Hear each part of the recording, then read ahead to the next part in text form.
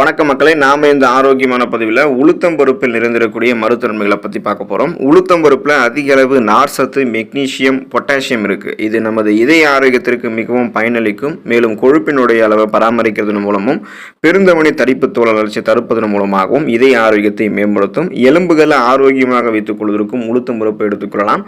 உளுத்தம் பருப்பு நம்மளுடைய உணவுகளை சேர்க்கும் போது உடல் ஆரோக்கியமும் நமக்கு மேம்படும், மன அழுத்தமும் நமக்கு நீங்கும், சருமம் எல்லாம் பாதுகாக்கப்படும்.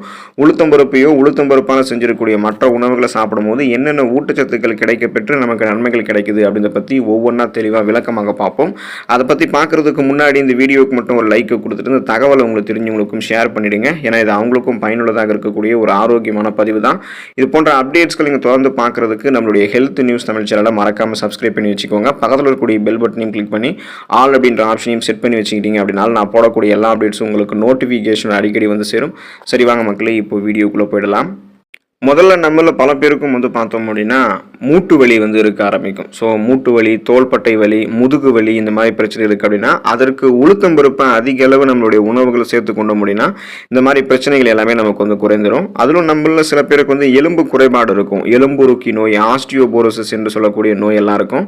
அதாவது எலும்பினுடைய அடர்த்து குறைவதால் எலும்புகளில் வலி ஏற்படும். இப்படிப்பட்ட நோய் இருக்கக்கூடிய நபர்கள்லாம் எந்த விதமான வேலைகளையுமே அவங்களால சரியாக செய்ய முடியாது. இந்த நோய் இருக்கக்கூடிய நபர்கள் தினமும் உளுத்தம் பருப்பு சாப்பிட்டு வரும்போதோ அல்லது உளுத்தம் பருப்பால் செஞ்சிருக்கக்கூடிய மற்ற உணவுகள், உளுத்தங்களி இதெல்லாம் சாப்பிட்டு வரும்போது எலும்புகள் எல்லாம் வலிமை பெற்று இந்த நோய்கள் விடுபடுவாங்க. குறிப்பாக இந்த தோள்பட்டை வலி, முதுகு வலி, மூட்டு வலி, ஆஸ்டியோபோரோசிஸ், எலும்பு மெலிவு நோய், மூட்டு வலி, எலும்புருக்கி போன்ற எந்த விதமான பிரச்சனையுமே இருக்காது. எலும்பு ரொம்ப ரொம்ப ஸ்ட்ராங்காக இருக்கும்.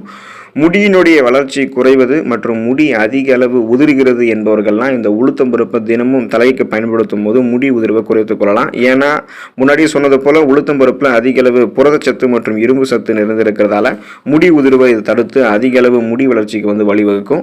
இந்த உளுத்தம் பருப்பை அரைத்து தலைமுடியின் மீது நம்ம தடவி வந்தோம் அப்படின்னா சரி, தலைமுடிகள் தடவி வந்தாலும் சரி, அதை நம்ம உணவாக நம்மளுடைய உடலுக்கு எடுத்துக்கொண்டாலும் சரி, முடியினுடைய வளர்ச்சி அதிகரிக்கும். எப்படி இருந்தாலும் உள்ளிருந்து தலைமுடியினுடைய வேர்க்கால்கள் வரைக்குமே அதை பலப்படுத்தி ஸ்ட்ராங்காக முடியை வைக்கிறதுக்கும் முடியினுடைய வளர்ச்சியை அதிகரித்துக் கொள்வதற்கும் நாம் சாப்பிடக்கூடிய உளுத்தம் பருப்பு உதவிகரமாக இருக்கும். செரிமானம் பிரச்சனை இருக்கிறவங்க உளுத்தம் பருப்பு சாப்பிடும்போது சீரான உங்களுக்கு செரிமானம் கிடைக்கும். அந்த ஜீரணம் சார்ந்த பிரச்சனைகள் உங்களுக்கு விடுபட ஆரம்பிக்கும். மேலும் உளுத்தம் பருப்புல ஃபைபர் என்று சொல்லக்கூடிய நார்சத்தானது இருக்கு. இது மலச்சிக்கல் மற்றும் குடல் சம்பந்தமான பிரச்சனைகளை தடுக்கும்.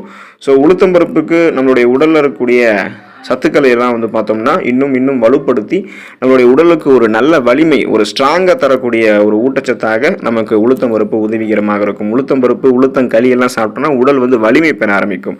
மேலும் அதில் இருக்கக்கூடிய அதிக அளவு புரதச்சத்து, கால்சியம் நமது உடல் இருக்கக்கூடிய எலும்புகளையும் குறிப்பாக பற்கள், தசைகள் இது எல்லாத்தையுமே வலுப்படுத்தும். ஒட்டுமொத்தமாக உடலை ஸ்ட்ராங்காக வைக்கும். முக்கியமாக இளைஞர்கள் ஆரம்பித்து நமக்கு முதியவர்கள் வரைக்கும் அவங்களாம் உளுத்தம் பருப்பு எடுத்துக்கொள்ளும் போது அவங்கெல்லாம் பார்த்தோம்னா ஸ்ட்ராங்காக ஆகிடுவாங்க. ஒரு சில பேரெல்லாம் பார்த்தோம்னா பலவிதமான நோய்கள் ஏற்பட்டு மெலிஞ்சு காணப்படுவாங்க. ஒரு சில பேர் இயல்பாகவே மெலிந்து காணப்படுவாங்க. அவங்களுக்கெல்லாம் உளுத்தம் பருப்பை தொடர்ந்து தினமும் தங்களுடைய உணவுகளை சேர்த்துக்கொள்ள கொடுத்தோம் அப்படின்னாலும் அவங்க அப்படியே சாப்பிட்டாங்க அப்படின்னாலும் உடல் எடை சீராக அவங்களுக்கு அதிகரிக்க ஆரம்பிக்கும். சைடு எஃபெக்டே இல்லாமல் உடல் எடை ஆரோக்கியமான முறையில் அவங்க அதிகரித்துக் கொள்ளலாம். உடல் பலம் பெற ஆரம்பிக்கும்.